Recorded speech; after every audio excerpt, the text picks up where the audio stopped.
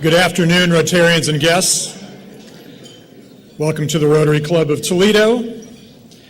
We have another great meeting today with Private Dennis Kukuthi, public educator, and retired Assistant Chief Robert Schwanzel, President of the Toledo Firefighters Museum. But before we get to our program, I'd like to ask past President Chuck Mann to come to the podium to deliver a reflection, and then have Max Reddish lead us in the Pledge of Allegiance.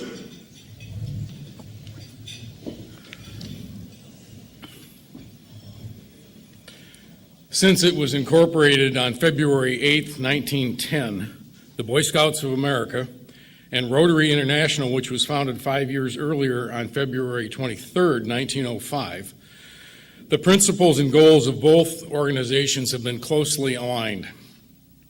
The values expressed in Rotary International's motto and the four-way test parallel those articulated in the Scout Oath and Law. The BSA's goal is to train youth in responsible citizenship, character development, and self-reliance through participation in a wide range of outdoor activities, educational programs, and partnerships with community organizations. Fellow Rotarians, listen to this. It is the Scout Oath. And keep in mind that these 40 words are recited once a week by close to 2.4 million Scouts across this great country. And if you've been a member of the Boy Scouts, as a youth or a volunteer, Scout sign. On my honor, I will do my best to do my duty to God and my country, to obey the Scout law, to help other people at all times, to keep myself physically strong, mentally awake, and morally straight, too. The flag is not here. Allegiance to the flag of the United States of America and to the republic for which it stands, one nation, under God, indivisible, with liberty and justice for all. Thank you, Chuck and Max. As we begin our meeting today, I would like to thank this month's sponsor, Walker Funeral Homes. Greeter Tom Wright is here to present visiting Rotarians. President Dick, fellow Rotarians, we have 0 visiting Rotarians today. 0. Thank you. Thank you, Tom. A nice, concise report. We appreciate that. Does anyone have any other guests they would like to introduce today? If so, please come to the floor, Mike. President Dick and fellow Rotarians, I'd like to introduce Sean Siwa with Key Realty and Open Door Ministries. Sean, welcome. Nice to have you here.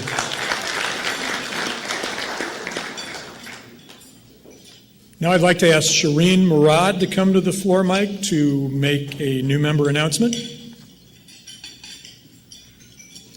Hi, fellow Rotarians. How is everyone today? Good. We have a couple changes for the date of our Final Cut event that we really encourage everyone to come to. So mark it on your calendars, February 27th instead. So it's going to be February 27th from 5 to 7 at the Hollywood Casino. We are going to be enjoying very delicious food provided by Final Cut, as well as a cash bar. We need everyone to come, though, so that we can encourage all these young, diverse, epic members to become new Toledo Rotarian members. So please put it on your calendars and show up. We would love to see you there. We also have a new event on March 7th at the Stranahan Theater at 6 p.m. There is 2 bands from Nashville, Drew Parker and Elizabeth Stewart. There's going to be food trucks and cash bar as well. See you all there. You can sign up on the website and come before. Thank you, Shireen, and thank you, the new member committee.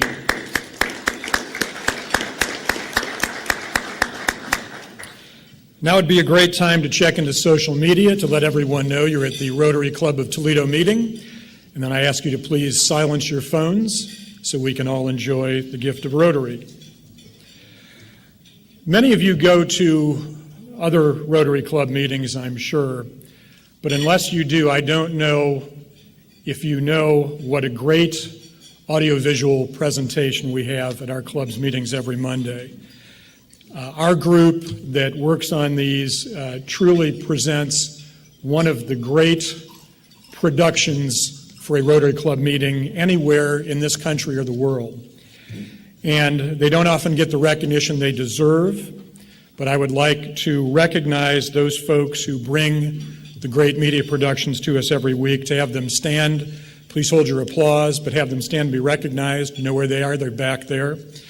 Rotarians Walt McGee, Matthew Adkins, Rick Hartley, Bob Harold, and Chuck Mann, and also the AV Tech crew that gives their great support, Tom Smith, Pete Stepnick, and Brandon Viangemini. They deserve a great round of applause for what they do.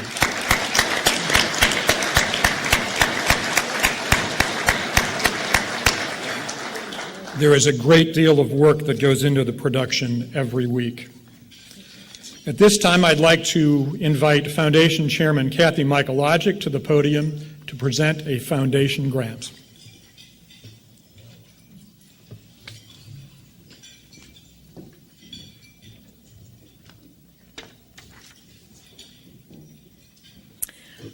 On behalf of the Toledo Rotary Club Foundation, it is my pleasure today to present a grant check in the amount of $10,000 to Mom's House. This grant provided funding for an upgraded security system with video and panic buttons.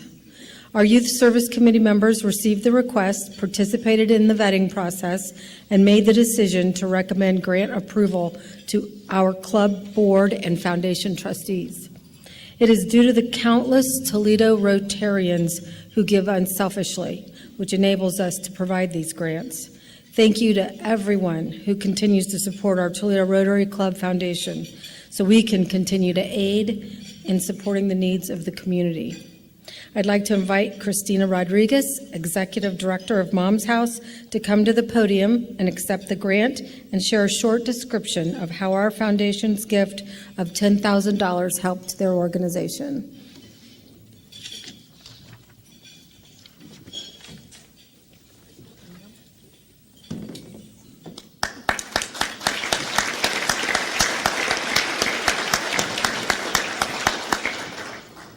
Thank you so much. Mom's House, I see so many of you out here who are supporters and donors individually in your companies, and I want to say thank you to the Toledo Rotary Foundation. We were able to install a state-of-the-art new security system. I actually just was showing our friends down here that I can check it remotely from my phone, which is very new and fresh and updated to us. Over the summer, unfortunately, we had some challenges when it came to our security system that was over 21 years old, and the only solution was to get a new one.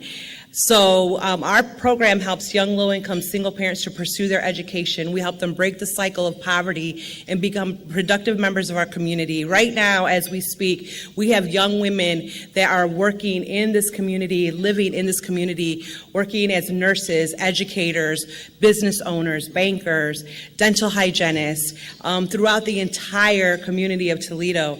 And that's because of the intervention they received when they were able to go through the Mom's House program. So not only were you able to help us to get them to that place, but you're helping us to stay safe, to keep our children safe, and our insurance even went down a little bit because of the cameras we were able to put into the classrooms. So we just want to say thank you so much. I wish I could bring every single one of them to share every moment with me like this, but it means the world to us, and especially to those young families. We're giving them a fighting chance, so thank you.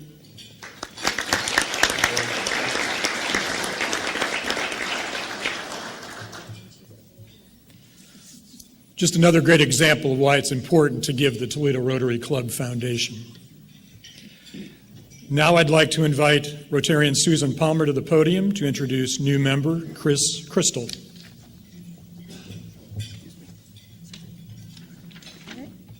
Okay, good. Thank you, President Dick. It is my pleasure, along with my husband, Tom, to introduce to you, fellow Rotarians, Chris Crystal as a new member. Born in Toledo and raised in Michigan, Chris moved back to the area last spring after spending 25 years in much warmer climates in Atlanta and Los Angeles.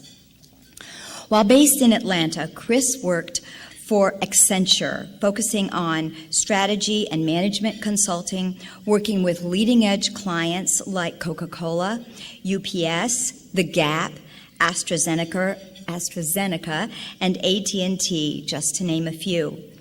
While at Accenture, Chris also took non-client-facing roles, such as leading a research and development practice, working on a handful of merger acquisition deals for Accenture, and as the operations lead for a $3 billion, 2,000-person consulting practice. While based in Los Angeles, Chris was the Chief Operating Officer and Chief Administrative Officer of a $1 billion media and entertainment business, operating over 90 studios around the world, generating content for feature films, TV, advertising, virtual reality experiences, and music videos. Some of her projects included Star Wars, Game of Thrones, Black Panther, The Walking Dead, and Beyoncé's Louvre video. Chris was also part of a select group of LA-based entertainment executives invited to work with the Academy of Motion Pictures on a diversity and inclusion program to facilitate a new generation of entertainment industry workforces. Just a little under a year ago, Chris returned to this area, where she is now the Chief Revenue Officer of the Toledo Museum of Art, focused on bringing for-profit best practices to the nonprofit world, innovating improvements across museum operations that drive significant increases in both contributed and earned income. Her teams currently include development, education, the cafe and store, programs and events, visitor engagement, and marketing and communications. She encourages all of us to stop by the museum, and since she's Chief Revenue Officer, she wants to make sure that we spend some money there. She is also on the boards of Destination Toledo and the Center of Visual Expertise, and is very happy to have had such a warm welcome back to the city. When she's not at the museum, you can find her traveling the world, walking her dog Bean in one of our beautiful metro parks, or torturing herself in her basement with a high-intensity workout. President Dick and fellow Rotarians, please welcome Chris Crystal.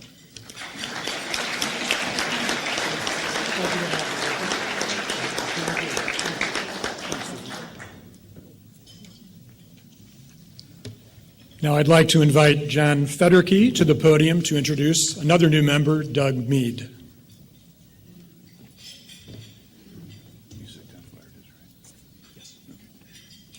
Good morning, fellow Rotarians. I'd like to just start by saying that every week I think we should remind ourselves that we are the 10th largest Rotary Club in the world, and we should also ask ourselves, why is that? And there are two reasons, and I think one of them is on the board right behind me where it says Join Leaders. And I think that's why it's so important when we have new members like Chris and like Doug Mead, who I'm about to introduce, who are leaders of Toledo institutions. It gives us the chance to do just exactly that. So it's a great pleasure to have both of these new members here today. I'll tell you a bit about Doug Mead. He is currently serving as the director of the Toledo School for the Arts. Previously, Doug was Dean of the School of Health Sciences at Owens Community College and Chair of Fine and Performing Arts at Owens Community College and Chair of the Humanities and Fine Arts at Lincoln Memorial University in Tennessee. Prior to joining academia and administration, Mr. Mead, Doug, you can tell who wrote this, performed as the principal oboist in the Miami, Florida Symphony Orchestra. And I have to ask you, do you still play? Oh, yeah. Yes, What sort of music do you play? It's classical. You don't play jazz? No, no so jazz. We no won't jazz, see him no at the Toledo Club. Okay.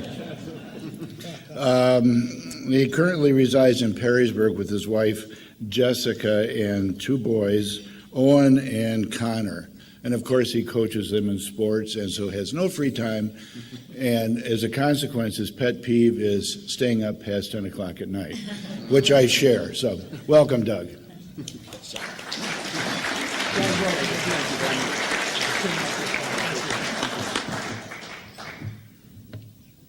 You ready for the next part? Okay, I'm double dipping today. So I said that I believe there's one reason why we are the 10th largest club in the world, which is an opportunity to join leaders.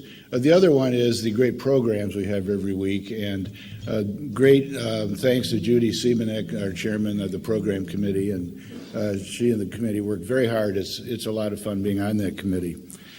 How many of you have been to the Toledo Fire Museum? Raise your hands, please. Great. We've got a lot of new friends to make today, guys. Yeah. I had the privilege, I have not been drinking, it's not noon yet. We had the privilege recently of going to the Toledo Fire Museum with the Toledo Club group, and I have to tell you, it was one of the greatest things we have done in the city of Toledo. It's like a mini Greenfield Village about fire, and they have, well, you'll see from these guys, they have historic vehicles and can tell you the story of the great disasters and adventures they've had as serving Toledo. And in fact, I think what I'd like to do is ask you to join me in welcoming them by saying, thank you for your service. Thank you for your service.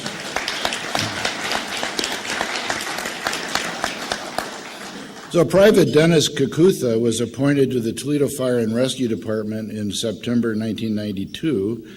He has his EMT and paramedic certification. He became, and you'll see why this is really great. Dennis became the public educator in April of 2015 and joins a long list of previous firefighters who have served in that important position. The public education unit informs the public of the importance of fire safety. I've been through that. You need to visit the museum to see this because you'll know exactly what to do should you ever be in a fire, thanks to Dennis. A total of 50,000 people are educated on fire safety each year.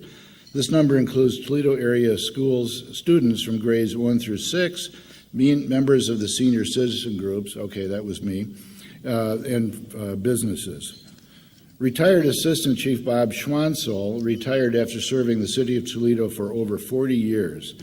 His time on job spanned some of the most significant incidences that occurred in the history of the department, such as Titke's department store fire, Willis Day fires, along with the Anthony Wayne Trail tanker explosion, which claimed the lives of 4 Toledo firefighters. And he now serves the Fire and Rescue Unit as at the annual memorial service. Sorry, I just got this morning. Anyway, we're in for a real treat, so I should sit down and shut up. But please, when you have a Saturday afternoon free, this is a really great place to go. Gentlemen?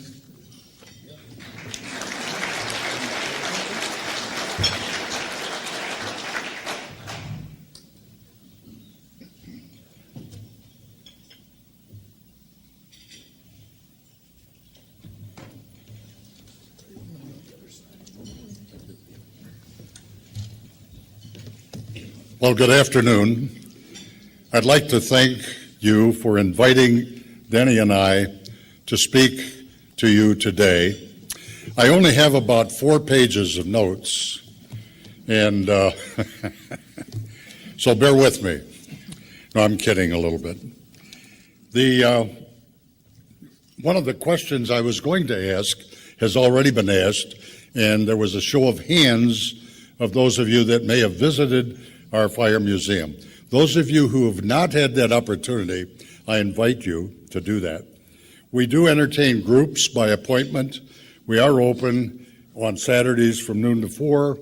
This past Saturday, we had 33 visitors come into our fire museum. Well, how did this all begin? Like a lot of things that begin, this was an idea.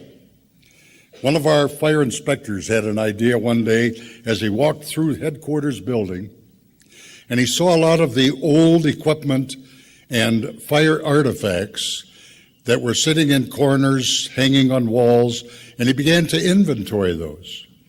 Now, the safety director at that time had his office in the fire headquarters, a man by the name of Don Chanteau.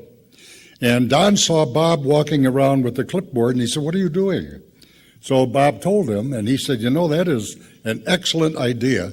I think you ought to visit all the older fire stations in the city and do the same thing."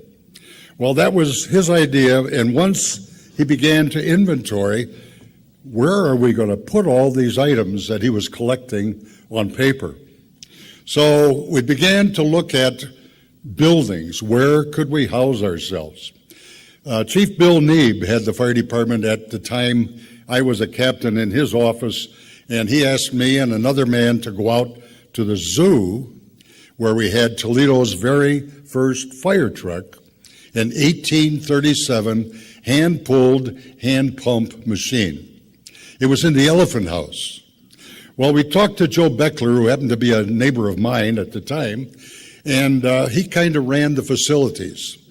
We put up a little display so that people could be introduced to smoke alarms. This was back in 1976, and they were relatively new. A lot of people visit the zoo in Toledo, and still do. And the chief thought, well, this is an opportunity for us to get the word out about smoke alarms. So we set up a small display and a few artifacts around so it represented the fire department. But after a while, we got Joe to move the old steamer out of the Elephant House into the museum where we were located. All of a sudden, people began bringing things to us that they found in the basement, the attic, the garage, something that was Uncle Henry's, and they didn't quite know what to do with it. They saw our display, and they thought, well, maybe we'll add this to their display. As that happened, we began to encroach into an area that they hadn't really given to us for our display. So Joe said, you know, I think it's time for you guys maybe to look for a new building. And we had been doing this for quite a while. We had looked at several buildings. Some parking would be a problem. You know, the area wasn't ideal for a fire museum. The list went on. And eventually, we hit upon old number 18 fire station. Now, I had closed that as the captain there when we built a new one out on Lewis Avenue, closer to the Michigan line.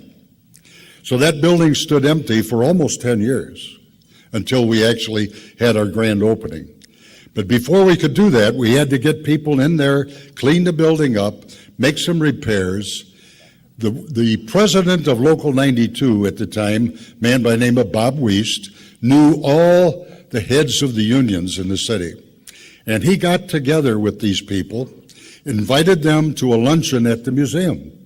And then he asked them, could you somehow help us restore this building? Well, we had electricians, plumbers, painters, carpenters, men that did tuck pointing of brick. It was just amazing, the number of people. And they had a group of people that were just learning how to become roofers. They put a whole new roof on our building. So it took about 2 years for this entire renovation. And then we were about ready to open up for the general public. Well, we had a grand opening. The mayor was there to cut the ribbon, some of the council people, some of the people that ran the city of Toledo at the time. This was their building that we were going to use as Toledo's Fire Museum.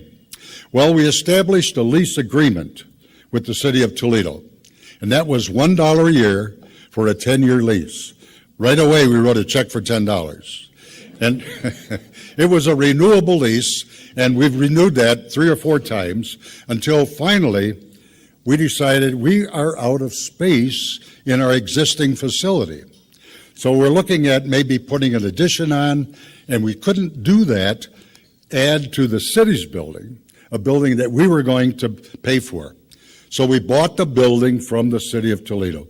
That was a little bit of a negotiation, and we actually had a spreadsheet that our Secretary Treasurer put together of the monies we had spent to upgrade the building.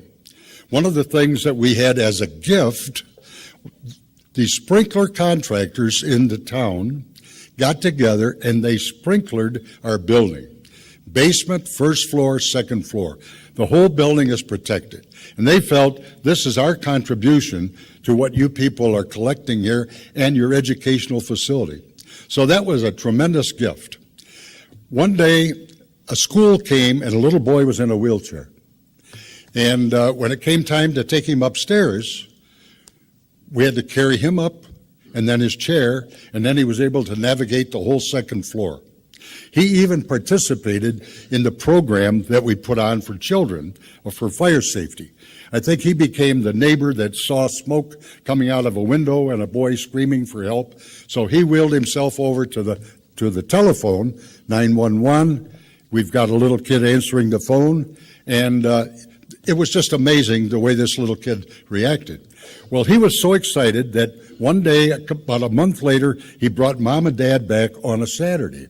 And once again, carry him up the stairs, carry the elevator up. Well, on his way down after his tour with his mom and dad, he said to one of the guys, "You know, wouldn't it be neat if you guys had an elevator?" Well, somehow, and that'll remain a little bit of a mystery, the media found out about that the Fire Museum was not handicap accessible. So they came out and they looked at it and they said, well, you know, somebody ought to do something about that.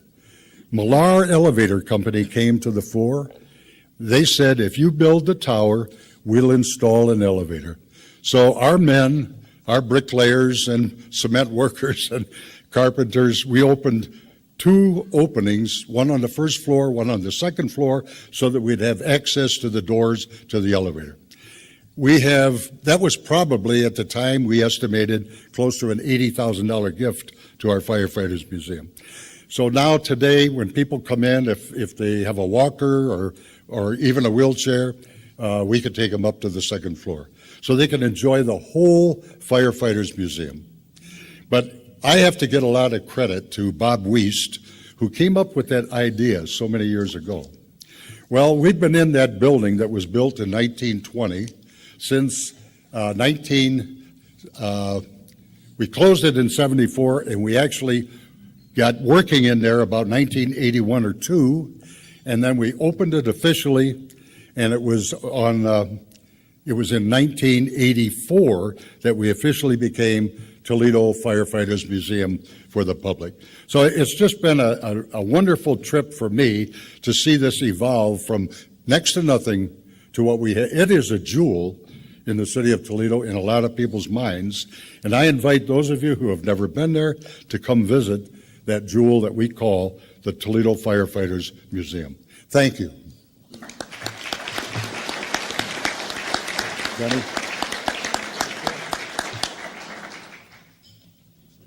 Okay, he said everything, so you guys are done. We're all going to go now. So, retired Assistant Chief Bob Schwanzel. I'm sure we all can remember in this room one of those very first mentors in your career that you will never forget. That's this man. He's like a father to me. I wouldn't say grandfather because he'll let me know later about that. But I had after my residency or whatever, we had to sit down with the chief and an interview. And the head of the department, Mike Bell, was out of town that day, so I had an interview with Chief Schwanzel. And I got up there and I'm kind of talking like this, and he goes, "Dennis, I want you to stop because I just want you to feel comfortable about being here, you know." And I was telling him what I want to do and where we're going to go with things. And obviously they had a lot of people that are nervous about those interviews. But ever since then, they've always encouraged me and mentored me, and I will never forget that. A few years back, Chief Luis Santiago asked me to become the public educator for Toledo Fire and Rescue. Moving on from some great people that preceded me. So what a challenge it took to what I had to do is I had to go learn everything I'd learned in the academy. It had been 27 years. I had not had it in that format yet. So I had to go back and relearn that because I had to go out and talk to people. So I don't know what scared me the worst, going talking to kindergartners or coming out to business groups like you.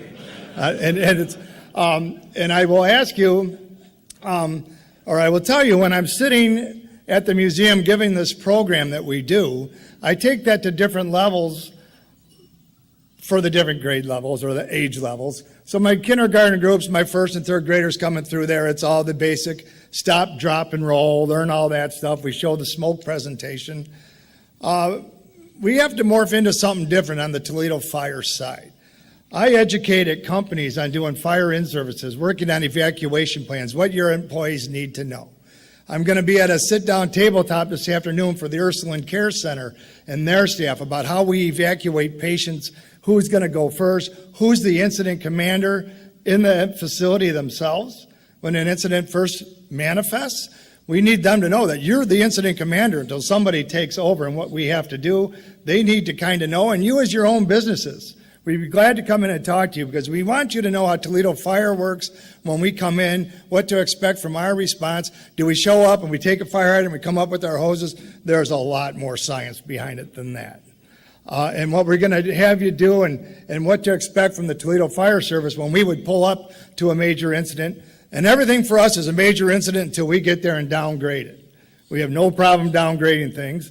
Unfortunately, we couldn't do that at a couple of fires last week when that chill factor was minus 35. And so we want you to understand and more willing to come out and talk to your companies, do in-services for you. So we're going to go through some slides about our museum. And just kind of, I'm going to skip over the stuff the big guy said already. So he basically told us about when we were established and what we did. These are our hours of operations. We would like to extend more hours. We are there with our volunteers on Tuesday. Anybody can really come in on a Tuesday and take a tour. I am always available to set up a tour, whether through me or through one of our other volunteers. The evening we had with John at the museum 3 weeks ago, whatever it was a fantastic evening. We had a lot of fun, and I think we took you by surprise a little bit. I hope we did, at least. Thank you. Good. And thanks for dinner. So, all right. So, again, we're ADA compliant, and it's very easy for us to get in. One of my tricks I make to make sure the kids safe when they're going up the stairs is they have to hold the railing and count how many stairs there are. That way I know I've got them concentrating on the stairs. They're not going to fall down the 26 stairs when they get to the top. It was one of the reasons we need an elevator. So, but I won't use the stairs when the senior citizen retirees are there because I'm not going to use those stairs until I have to use that elevator. When they're not around, I use it all the time. So, all right. So, again, this was the first station built in Toledo with concrete floors.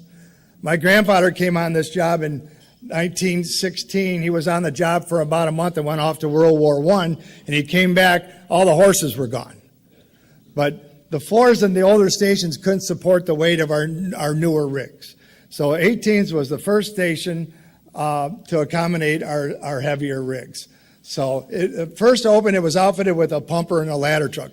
And through the years, even today, Chief might decide that we need this piece of apparatus in a geographical location more so than where it is now. That stuff changes all the time. So it's pretty interesting. You might come in one day and say, you're going to go over to this station or whatever. But there were 3 platoons originally with 8 members to a shift for a total of 24 personnel. At the time they ran different hours and shifts. Our shift times today are the 24-hour tour duties. So we will report at 0700 and then we will be dismissed at 0700 the following morning. So some nights are great, most of them are terrible. So we ran over 60,000 runs last year in Toledo Fire. 60,000 calls for service. 10% of those were listed as fire calls. Probably 5% of that, 10% were working fires like you see on the news all the time and everything. And no, arson is not our biggest cause of fires. It's just like they're the more glamorous ones, I guess, to see or hear about. So the chief explained that, Toledo was getting bigger. We just moved this between Lasky and Alexis. The station will be 49 years old this year. And it could be rebuilt or moved again probably somewhere. But it's a nice station. It's big and it's well maintained. So it also included a single bay police station in the back with an overhead door that came off of Peak Street. We have a curator today, John Repp, another one of my biggest mentors on the job. Retired firefighter, he retired. He said he had to do something to keep himself out of trouble in retirement. So he became the curator. He's 93 years old in May. I have trouble keeping up with the man. You don't ever want to drive with him because he's a madman, but it's been his heart and soul. And we have a picture of him on his bicycle in 1941, sitting at the side door with the 2 police officers that were assigned there at the time. It was the first day the city of Toledo was issuing bicycle licenses and permits. So he ran down there to get on be number 1 in line. I told him he was late. He got number 18. I said, "You're late, like always, you know." But the point was he was happy he got 18s because it was 18's fire station. But he's on his bike, you know, World War II. He's got his hat on sideways, so I call him a little punk all the time, but he's a great man. So this, again, is back to when we moved and opened and how we established. I don't need to repeat that. This is the hand-drawn room and the engine that the chief was explaining to you. This is a room. We made this look like an old fire barn. This was really, the police station would have looked like the apparatus floor in the museum itself. But back in 1837, Toledo incorporated as a city. This was their first fire apparatus right here. It was hand-pulled. It's always one of the trick questions I ask my guests. How do you think it got to the fire? And it's always horses, you know. But it's not. This was hand-pulled. There was a big rope on the front. You might see a red shaft coming up, steering arm. A couple firemen would get on that. Exactly, thank you. And they would steer that. So then my next question is, once you got that to the fire scene, and you have to remember it was the old Vestula neighborhoods. The neighborhoods were close or whatever. Where was the water coming from? It only carried 24, 25 gallons. And once you pumped the water out of it, where did you get it from? City of Toledo had a series of cisterns that they still dig up when they're working on water mains and things in Toledo, where they would collect the runoff and that from the downtown area. They would go into these cisterns, and we would have standpipes that would signify where those breaches were, where we could put there's a big, could you expand that again really quick? There's a big black hose on the part of the Neptune there.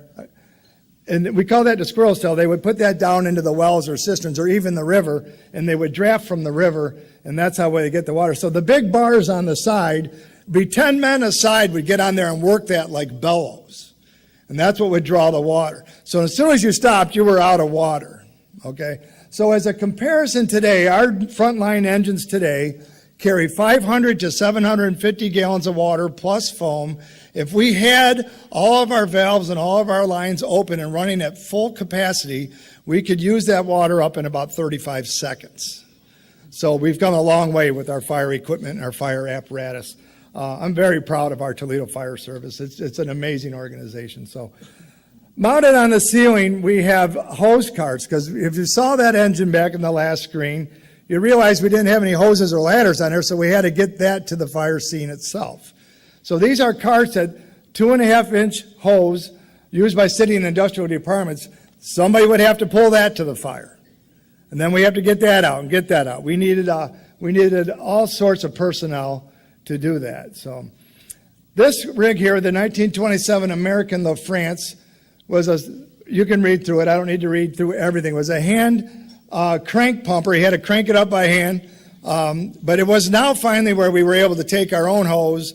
We had the ladders on that, and we had a pump that operated itself. So personnel means were going down, and we were more efficient at this point. But prior to that, we had the old Sibley steamers.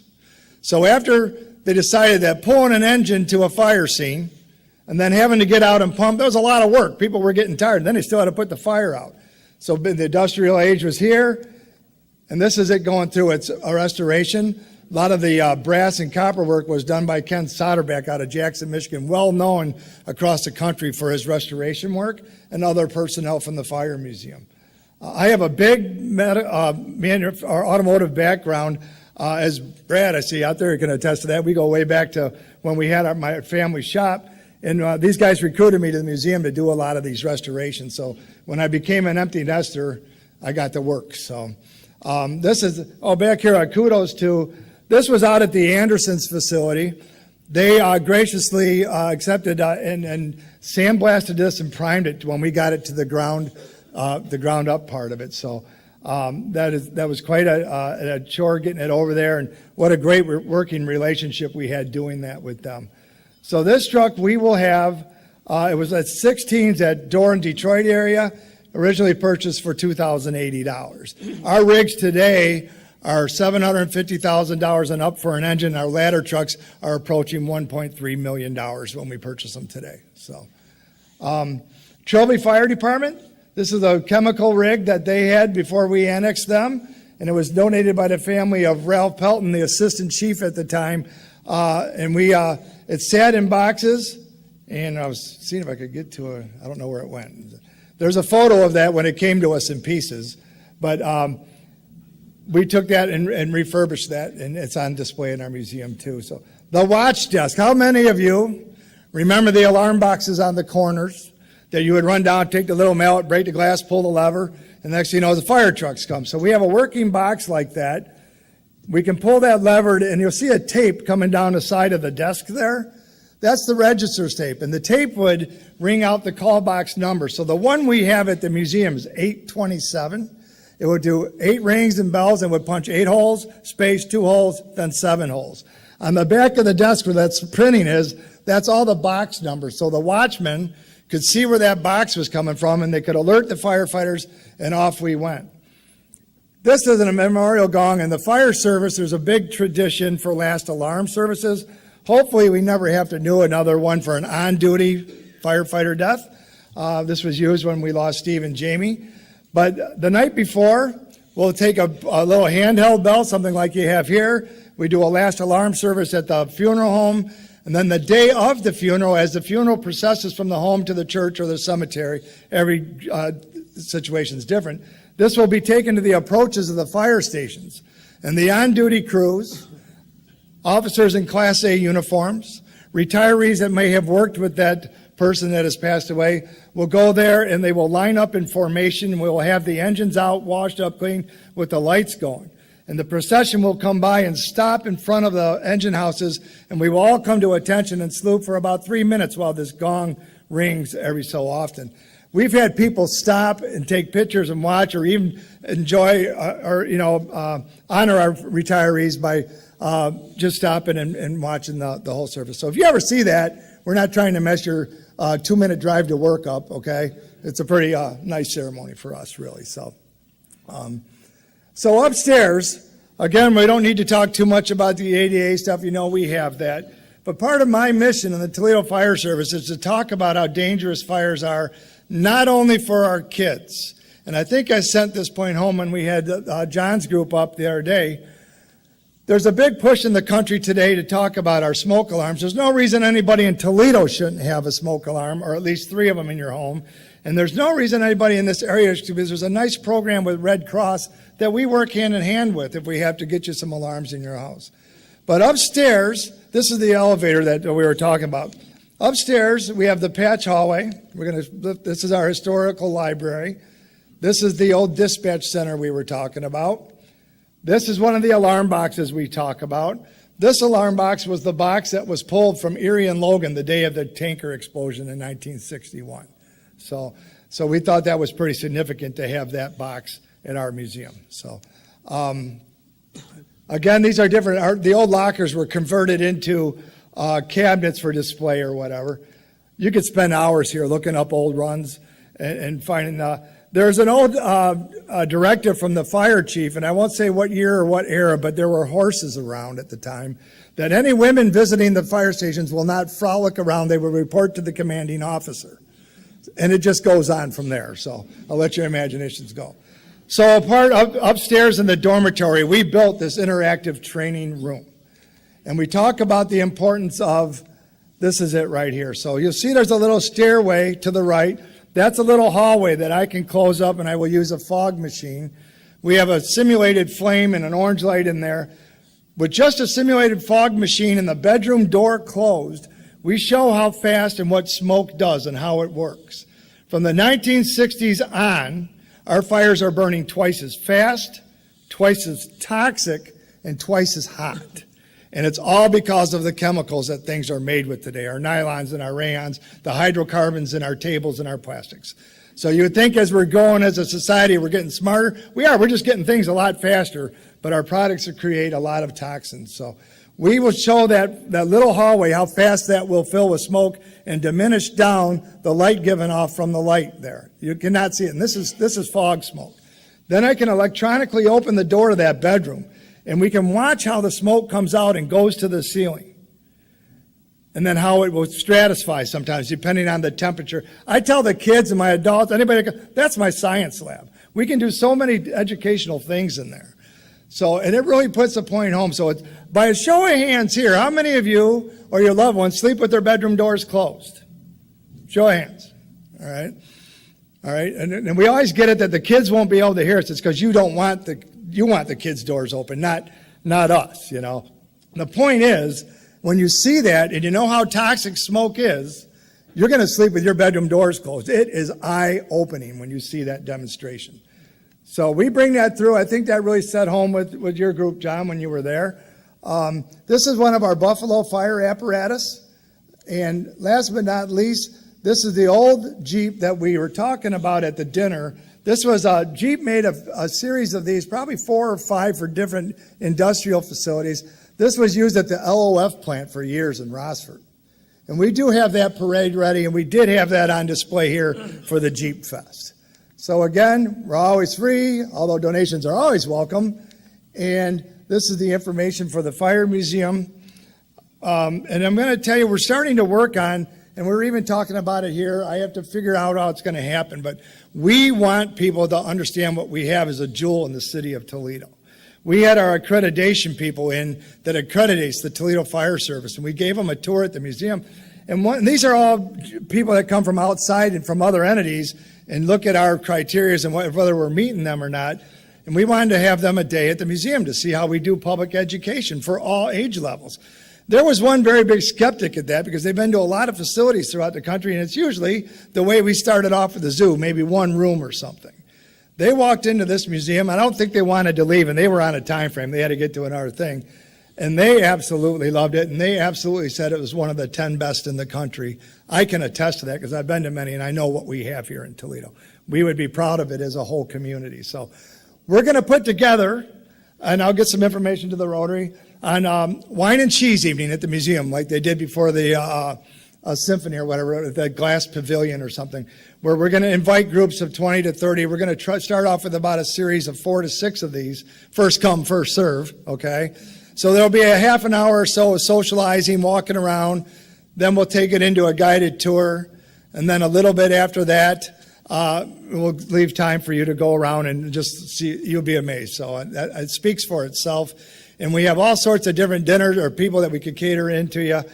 We have Inky's, we have Mancy's, we have Burger King, we have Rudy's. Gosh knows we love Rudy's because we have breakfast there a lot. So I thank you very much, and I really appreciate the invite. And I really do believe the museum's going to look into becoming associated with Rotary. We want to become a member and make sure we're representing Toledo with you folks here. So thank you very much. And any questions and answers? See if they have any questions. Do you have any questions for Dennis or Bob? I guess not. Okay. Well, Dennis and Bob, thank you very much for the presentations. To show our appreciation, our foundation is going to make a donation in your names to the Rotary International Polio Plus Foundation. And we also have these books, Historical Tales of Toledo, for each of you, put together by one of our members, Clint Mock. We thank you again for the great job you're doing. Thank you. Please join us next week, next Monday, when our speaker will be Kurt Darrow, President and CEO of Lazy Boy, Inc. There are no meetings today after this meeting. Chris and Doug, welcome again to Toledo Rotary, and John and Susan, thank you very much for introducing our newest members. And now we'll see if Chuck is on fire today. On fire. That's good. That's very topical, Mr. President. These are some definitions, and I sort of hit the mother lode. I printed out over 100, so this is not the last time you'll hear definitions. Definition of a lobster is someone who throws poorly. Yeah, there'll be a lot of groaning, too. I expect that. It won't deter me. I'll push on. The definition of acre is someone that aches. The definition of carnation is a country where each citizen owns an automobile. Exercise, her former body measurements. Exercise, yeah. Some of these you'll get on the way home or back to the office. Nitrate. Nitrate is the price after sundown. Syntax is a tariff on immortality. I like that. Arbitrator, a cook that leaves Arby's to go to work at McDonald's. Avoidable, what the bullfighter tries to do. Burglarize is what a crook sees with. Yeah, there it comes, yeah. Counterfeiters, people who install kitchen cabinets. Rubberneck is what you do to relax your spouse.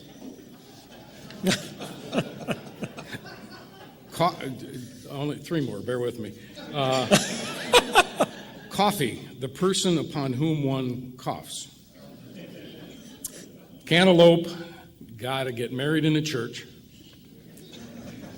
And finally, flatulence, an emergency vehicle that picks up someone who has been run over by a steamroller. Thank you, Chuck.